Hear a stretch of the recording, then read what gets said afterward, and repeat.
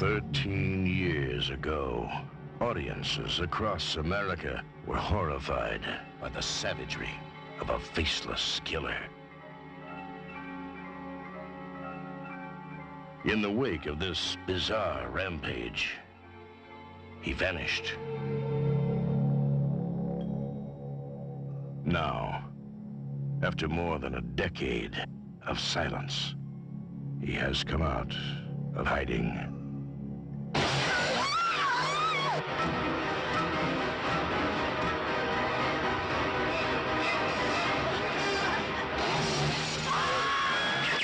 Texas Chainsaw Massacre 2. The buzz is back.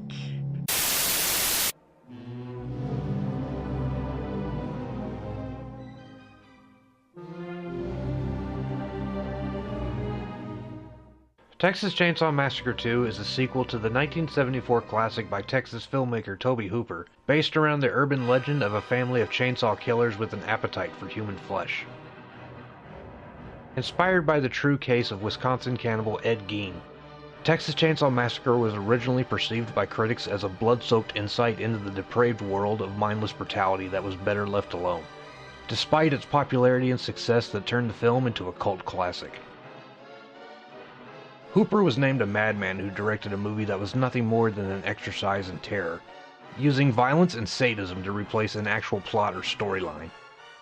Personally, I think that's a bunch of bullshit since the story speaks for itself. Hooper took a small piece of Ed Gein and created a unique vision of realistic horror, while using a band of half-wit homicidal maniacs as the bread and butter of the franchise. Originally produced on a slipshod budget of $140,000, Texas Chainsaw received an immediate response from the fans who praised the film for its visceral style. And unlike a lot of movies of the mid-1970s, it disturbed viewers to the point of losing sleep. Chock full of dark tones and sickening visuals to create an atmosphere of tension between the film's grainy, handheld cinematography and the abstract, rusty razor editing. The scenes of violence and gore are staged with unforgettable force, using the agonizing soundtrack to batter you senseless, combining the horrifying sounds of teenagers being ripped apart with pigs being slaughtered in the background. And rather than using a delicate approach to pace the development of the film, Hooper mangles the audience with unrelenting horror and violence from start to finish. Soon enough, fans began pushing Hooper to make a follow-up to the original, until 1986, when Tobe was contacted by the Cannon Group to start work on the sequel. Based 13 years after the original, Hooper takes the Sawyer family out of the murder house and places them in the ruins of an abandoned theme park. He introduces a new character to the story by the name of Chop Top, a deranged Vietnam veteran who uses his disability money to help finance the family business, supplying human barbecue to the general public.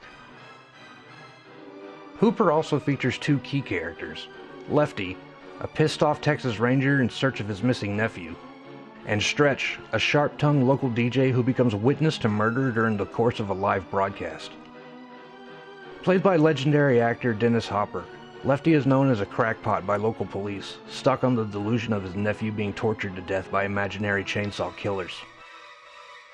He eventually makes contact with Stretch, played by Caroline Williams, who offers him new evidence in the form of a live recording made during her shift at the radio station.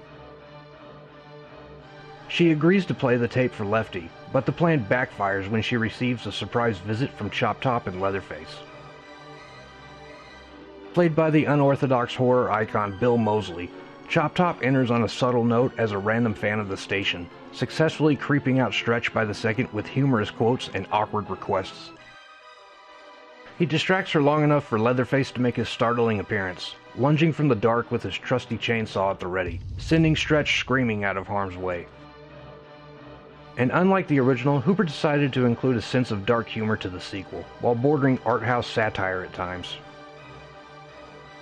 Luckily for Tobe, most of the leading cast were already out of their minds, so it wasn't asking much from any of them. And although Texas Chainsaw 2 lacks the raw power of the original, it still provides more than enough gross-out gags and roller coaster scares to honor the name.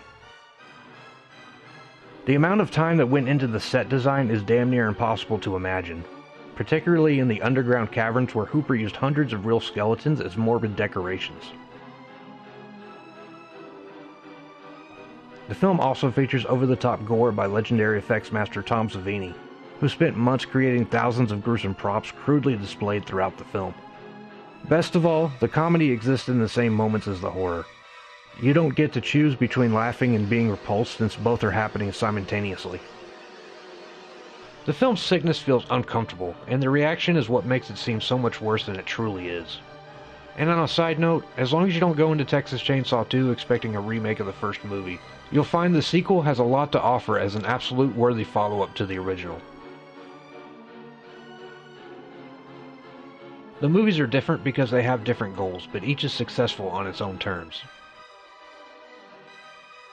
There's no doubt the picture is flawed, but Tobe Hooper's determination to have fun returning to the material that launched his career should be commended. He gives 110%, and while not everything works, there's a method to his madness that holds up as the film celebrates its 30th anniversary. For anyone that has yet to take part in this delirious masterpiece, I suggest you check it out as soon as possible.